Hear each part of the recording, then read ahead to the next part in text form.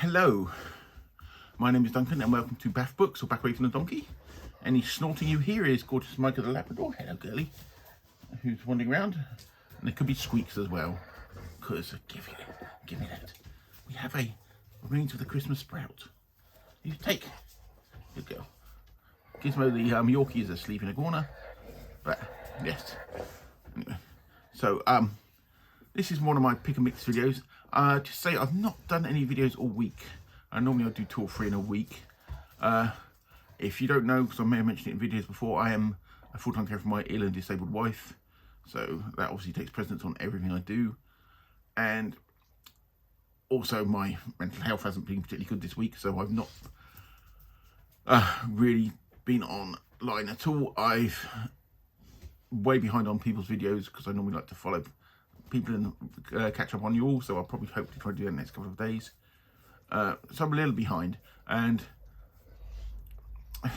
maybe just an explanation. Part of the reason for me doing this, along with my blog, which I've got linked to below, is it's just something I love to do. I love to talk about things I love, which is a lot of science fiction, a lot of reading, and I said this channel's basically about reading. Most of it seems to be science fiction, but hey, that's great, and that's what I love to do. And I always want to be doing things that I want to do, you know, not things that are popular or things to get the views, you know, because one thing that I'm not disappointed in, puts me off channels, is when they, you know, at one point you can tell they're doing stuff because they love it, and then you can feel them change as they start following the algorithm because of monetization, or just because they want to follow what everybody else is doing to get the views. And that starts to put me off channels quite severely, and some of them I stop following when they do that. And I never want my channel to do that. Anything I put here is just that stuff I love. And you know, if I need a break, I need a break. And said this week I needed a break, and I've concentrated a bit on reading. My reading's not been up to pace much recently, but I've enjoyed what I've been reading. And I said it's quite nice. I've actually missed posting videos. As you may know, that I'm doing this thing that I'm comparing the films to Philip K. Dick's books. The Blade Runner, Do Androids Dream Electric Sheep one, I was hoping to get out this week, but obviously, as I've just said, I didn't do much this week, so it'll probably be out in the next week or so. But I'm hoping to sort of resume normal, what I would normally do now, you know, hopefully have 2 or 3 videos in the next week out, and then catch up on stuff. But yeah, that's the slight explanation. I said I don't owe anybody any explanations, but I think it's nice for you to know, you know, why I've gone silent for a little while if you regularly watch here and not. But I have been enjoying what I'm doing. I have a drink here, so excuse me if I drink. It's just because this video is either going to be incredibly short or incredibly long. And I have some books, because I'll tell you what I have read in the past week, and what I'm hoping to read. And also I would like your help at the end as well, which I may put in the middle or may put in the end, I don't know. Actually, I'll probably talk about it in a second. And I've been to the local charity shops as well, so I picked up a few things. Let me just take a sip of this coffee.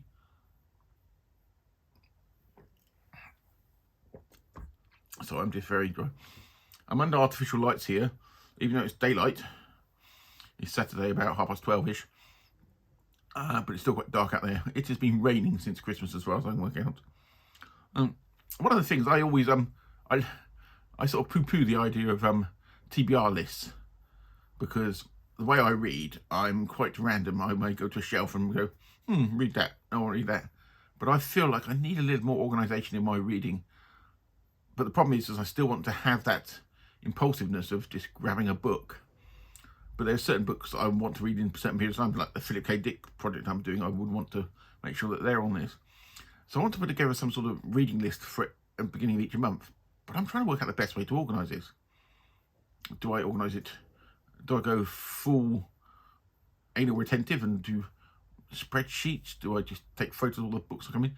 And also I've got a pile of books that, you know, come in, and things that I want to read, that I don't want a sort of section of my shelves, as messy as they are behind me at the moment, or a side of a table with just a pile of stuff waiting for me to read on. I like to put them away, but then I might forget about them. So, ideas.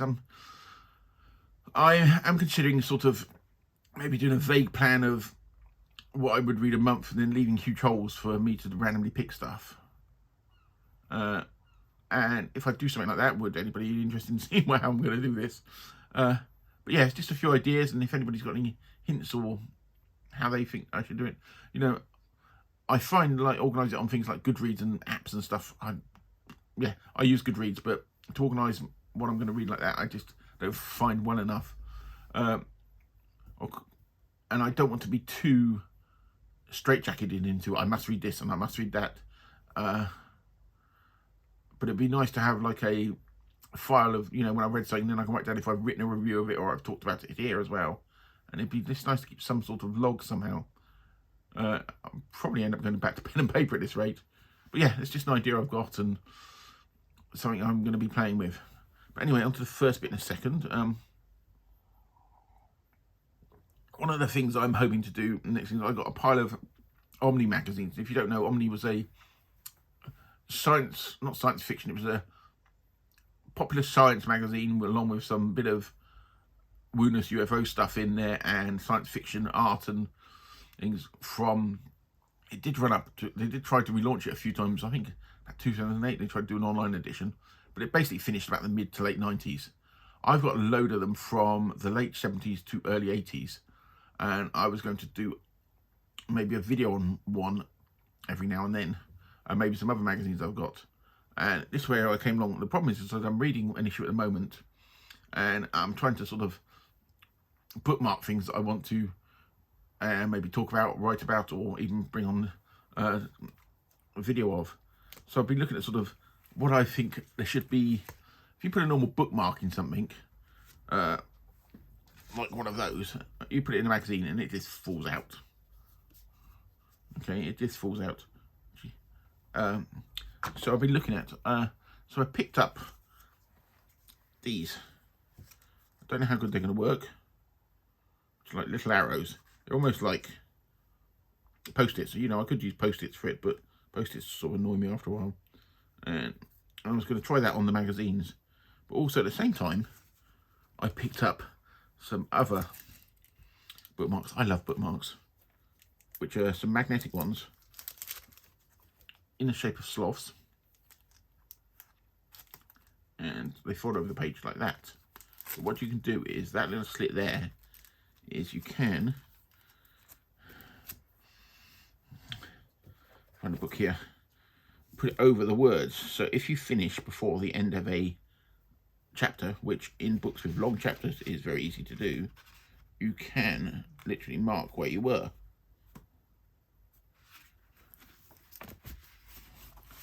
See the line there, like that. I thought, great. So I've got two of those, so I'm going to try those out. I like normal ones, but I just thought they could be quite a good experiment. So yeah, so that's one of my weird little pickup things that I've got hold of recently. And so I'll put those to one side. So I said my reading's been a bit slow, just because, as I said, my wife's been very ill this week, and we've had to deal with that, and then my own brain's been all over the place, and I've had to deal with that. So I've not really read as quickly that I would normally do, but I obviously just finished my reread of Do Androids Dream of Electric Sheep. That's one of my copies there, which I said I've probably not read for 20-30 years. And for me, it is still a great book, and I do really like it. As Philip K. Dick book goes, it's one of the ones with the most linear of narratives for it, which is probably why it was one of the first ones getting optioned up for films, and also explains to me more why people adapted short stories to those media rather than his novels, because his novels can be way. But there's still a moment in the book that I've totally forgotten about. If you've not read Philip K. Dick, there's normally a moment in most Philip K. Dick books when it's like, what the hell is going on here? And there's some real weird twist in it. And I forgot there's one in there that I really wish they'd kept in the film, that they put to the film. But the beginning, the first third of it, is very close to the film. But I said I would talk about that more generally in my video. It might be one video, it might be two videos on Blade Runner and Do Androids Dream of Electric Sheep. So keep an eye out for that. Probably next week, maybe a bit longer. I'm not making any Desperate Promises, but I've got that, and there's a lot of information on that compared to, like, I'm doing the Total Recall We Can Remember It For Your Wholesale one afterwards, because We Can Remember It For Your Wholesale is a short story. It's can be a lot shorter video because there's a lot less information, a lot less people have studied it, and there's a lot less stuff about it around. The other book I finished this week is Harry Harrison's Plague from Space. It's a Harrison I'd never read before, and I love that cover, which I think could be a Chris Moore one, but I can't remember. But I do love the cover on that Plague from Space, and I really enjoyed this. I'm probably going to do a big talk about it. It's not one of his best novels, but it's very enjoyable, and I said it's Harry Harrison. Everybody needs to read some Harry Harrison. So I'm just going to quickly take a sip here. I think the Labrador's just gone to the corner to her bed. If you hear any weird barking in the background, my window's open, and across the road we have a little dachshund called Louis. And when he's in the garden there, he sort of barks at anything. And so if you do hear random noises like that, that's what it is. So I said, I've visited our local, we've got a couple of charity shops here. We haven't got, because I live on an island, we haven't got huge amounts of stuff like this, and it's not easy to get to things, but we do have things appear, and I do sort of visit them every sort of few months and stuff. So this is a mixture of things I picked up there and some bits I may have picked up offline. This first one, I can't remember where I showed it last week, but I thought I'd show it again, which is the Puffin version of The Prisoner of Zendar, which I've never read. Michael K. Vaughan is doing Roger's cheap book club, which I was going to read this along, Prisoner of Zendar along with. All the discussions of it on Discord, and I'm not a big fan of Discord because I think it's a horrible piece of software, and also the way my mental health is and my brain is at the moment. Me trying to follow along and join into something like that is probably not going to work for me. You know, I'm quite having to do other things, so I'm probably going to put that on the back burner and probably not going to read it immediately, as I was going to, and just sort of get to it maybe later in the year. But this is a nice Puffin edition. Puffin is like the children's arm of Penguin, and I must admit it's a nice big type, which I quite like. I've actually got a couple of Puffins here that I picked up, so I might go to the other ones that I picked up at our charity shop here. I picked up a very battered late 70s version of Richard Adams' Watership Down, which is a book I love, and I used to have a copy of, but it probably went in the great book purge of the mid-90s. God rest their soul. And I love the artwork on the front of it. And I said it is a very battered one, but I haven't got a copy of it. I'd love to reread it again. And this is I said, you can see the corner there. You see the Puffin logo. This is also under Puffin. I don't know whether... And I find it funny because it's quite a gruesome book in places. And it's quite an adult book. So published under Puffin. But it's a bit like the film. If you ever see the original film, I went to see the film in the cinema when it was released. So I was about 8 or 9 years old. And it traumatised me, as it did loads of people, because there's rabbits having their throats ripped out and what have you. And I think it is quite gruesome. But it is a great, great book. And I said, I'm really looking forward to reading this. So this might sort of leap up the list of me reading it. I can't do it science fiction. We have talking rabbits. Whatever. Or fantasy or something. But no, Watership Down. So it's a bit of a battered copy if you see the state of the spine and the back of it. But it cost me... actually, this was in the shop that you just give a contribution, pick up some books and just give a contribution to whatever you can afford, which is, I think, is a really great thing for people, especially if you're on a really, really tight budget. Excuse me. And the other thing I picked up, the other Puffin,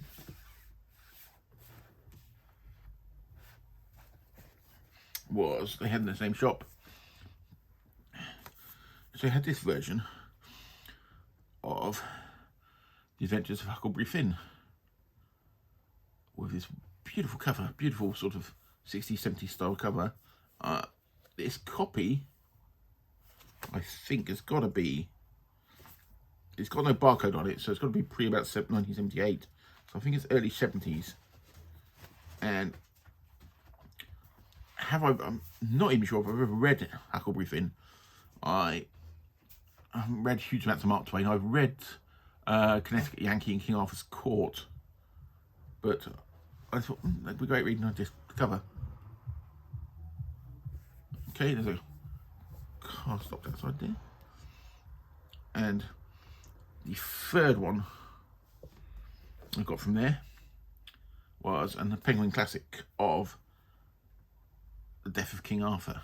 And I love this era of Penguin Classics with the cream border around them. I prefer them to the black ones, actually. And this is translated by James Cable, and the author's unknown, and it's, as it says, The Death of King Arthur. It's from a French sort of classical poetry from, I think it's 1200, and there's two bits that follow previous to it that they call in the same cycle, but they read very differently. So it's almost like they were, people think they could be by different authors. But a lot of this is what Malory's Le Morte d'Arthur was based on, which I have at the back there. I've got the Winchester manuscript version of this, of Le Morte d'Arthur, but I've never read this. So I saw that there and I thought, yes, in my King Arthur collection. I said The Death of King Arthur. I need to find out what the other two were previous, because there's one about Lancelot as well. But yeah, I really do love this Penguin Classics of this time. I said I prefer them to the modern ones, which are all black. I don't know why, I just do. So it was nice to pick that one up. And that was that for my that shop. And then I went into another one of this. It's a little charity shop that charities take over it for a month, and they take all the profits from it. It's called the Blue Door, if anybody's interested. And in that one, I managed to pick up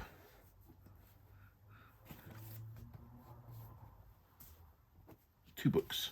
One is Bernard Cornwell, The War of the Wolf, and this is one of the from his Saxon books. And I've, over the past couple of years, been picking up the Saxon books slowly, normally in the charity shops. And this, I think, is book 11 when I quickly had a look at it. I think I own book 2, book 5, book 7, and now book 11. So I need book 1 and 3, so at least I could start it. But the TV series The Last Kingdom is based on it, and I really, really like that. I've watched that quite recently, and I really liked it, which has got me quite interested in the books on it. And I said, every now and then I come across one, and I said this one I think is book 11. It's really weird because in the front of these books, I've noticed, the other ones have got the same thing. They don't have a list of these are the books and these are the ones you need to read them in. You have to go online and look at that, which I find really, really strange. But yeah, so this is War of the Wolf, book 11. And then I popped across to our Red Cross shop, which is across the road from there. Have a sip of a drink.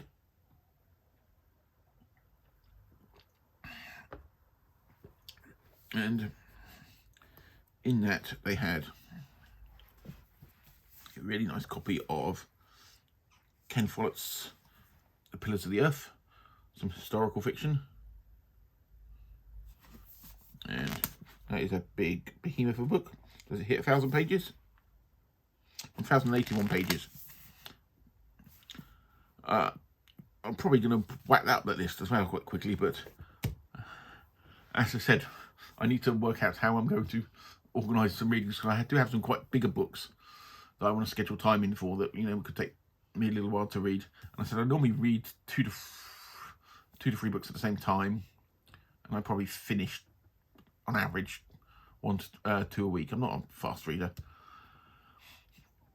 but something like that I'd like to spread out. And yeah, so that's Ken Follett's The Pillars of the Earth. I know it's very popular. I know I've seen a few people on BookTube talking about it. So I'll probably just put that on. I probably, if I really feel the need to, I probably wouldn't make a video on it, just because I think it's been done to death on there. And as I said earlier, my thing with my videos is I want to do things that I enjoy, and also something a little bit different if I can. And the other one I found in there was a Yellow Spine SF Masterworks. John Crowley, Engine Summer. I think I may have read some of John Crowley's short fiction. I know he started off doing some science fiction. This is from 79, I think.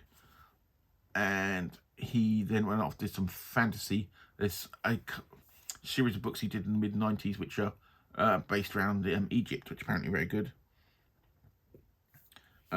So I've been looking forward to getting this point.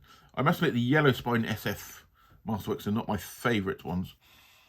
I may have said this before, but SF Master was trying to give the impression they've, tightly curated this wonderful list on something. But at the moment, especially with the Yellow Spine ones, it feels like it's just, oh, we have the rights to this, let's whack this out, which is probably why they keep putting Dune out as much as I actually prefer, both look-wise and feel-wise, the ones they did in the early 2000s, which is the numbered SF Masterworks. This is my Moorcock's Behold the Man. You see they were numbered on the spine. And there's only about 30 or 40 of these, and I'm sort of slow to pick them up.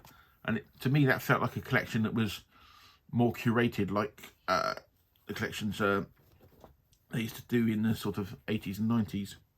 But that's just my own feeling. I know the Masterworks series is very popular. But the other thing I find with these new Masterworks ones is the actual printing in them isn't that good. So I'm very...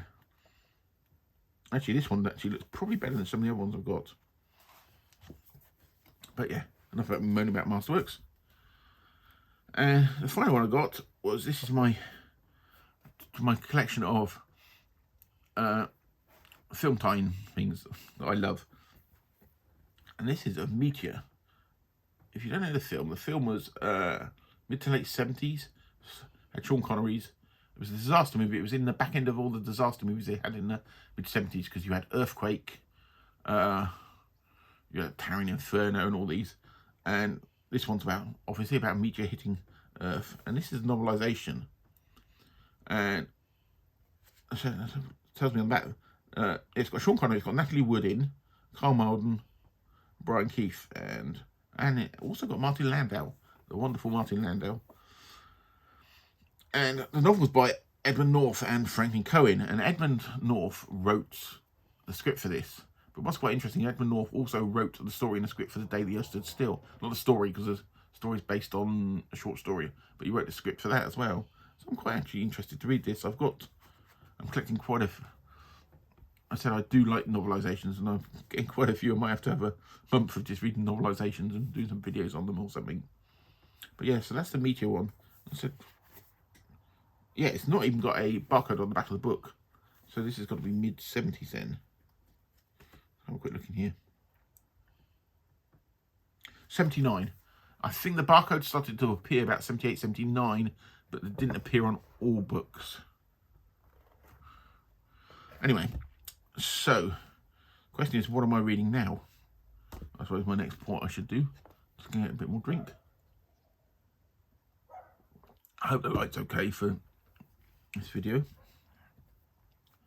I said I've just finished Plague from Space. I'm really not sure what my main science fiction was. I'm also reading at the moment. I am reading. This is one that's going to take me through the year. I'm just reading bits of it through the year.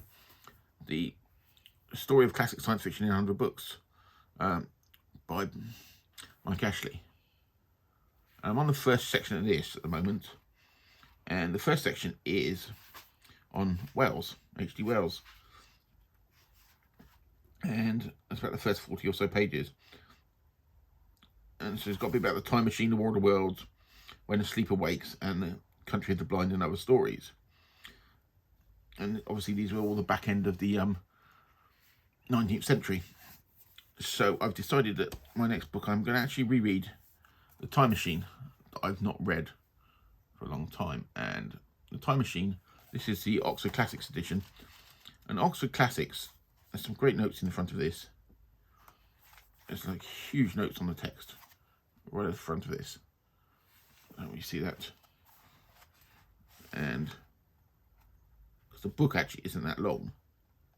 And you've got chronology of Wales here. So if we get to the book, yeah, the book's only about 90 pages long, so I'll probably read it, maybe read it today. but all the notes here and that. So I decided I wanted to read Time Machine, and I said Oxford Classics have got 3 or 4, only about 4 of Wells' books out. They've got The War of the Worlds, which I've got, which has got a gorgeous cover. I wasn't going to look it out and leave it here, but I didn't. I think they might have The Island of Dr. Moreau. I've got some Wells in other collections. I've actually got one in SF Masterworks, the original ones there as well. But if you're looking out for them, I would recommend the Oxford Classics versions of them. So it's got some great notes in them, and they're just really nice copies, but I do like the Oxford Classics. I said that's about it for this video, I think. I don't know whether it's as long as I thought it was going to be. I don't know whether you can hear a Yorkie snoring in the background. But yeah, that's the few sort of ones I've picked up recently after my silence for the week. Like I said, I'm hoping to go around and have a look at some of the videos I missed and maybe comment and see what everybody else has been doing. And I hope you all have a good week. I'm hoping to get 2 or 3 videos out in the next week, and I'm beavering away on my Blade Runner 1, which I'm actually enjoying writing about. I said I'm doing some stuff that's going to be up on my blog soon, which I will tell anybody about who's interested. But as I said, my main aim is to do this because I like it, and it's something I enjoy doing. And as somebody who, I said, because of my wife's disability and illness, doesn't get out much. I don't see 3-dimensional people that very often. It's just a nice thing for me to do something that I really love. And so I will speak to you all again soon. I hope you enjoyed this pick and mix for those who've watched it. And let me think, for anybody who's got to the end of it, what shall we talk about? Maybe, if you do get to the end, maybe in the comments, just put the phrase King Arthur lives.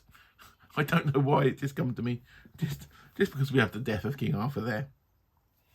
But anyway, I will see you all very soon, and thank you very much for those who are watching.